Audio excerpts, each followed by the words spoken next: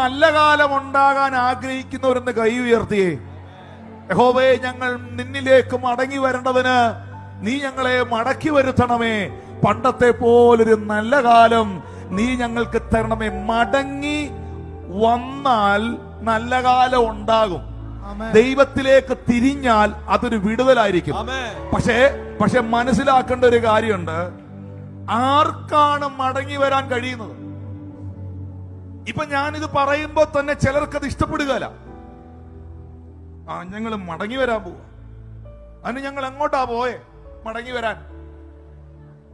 ഞാൻ പുറകോട്ട് പോയി, ഞാൻ വഴിതെറ്റിപ്പോയി, ഞാനിപ്പോ കൃത്യമായ റൂട്ടിലല്ല നിൽക്കുന്നത് എന്ന് സ്വന്തമായി സമ്മതിക്കുന്നവന് മാത്രമേ മടങ്ങി വരാൻ കഴിയുള്ളൂ. തന്നെ താൻ ന്യായീകരിക്കുന്ന ഒറ്റ വ്യക്തികൾക്കും മടങ്ങി വരാൻ പറ്റില്ല.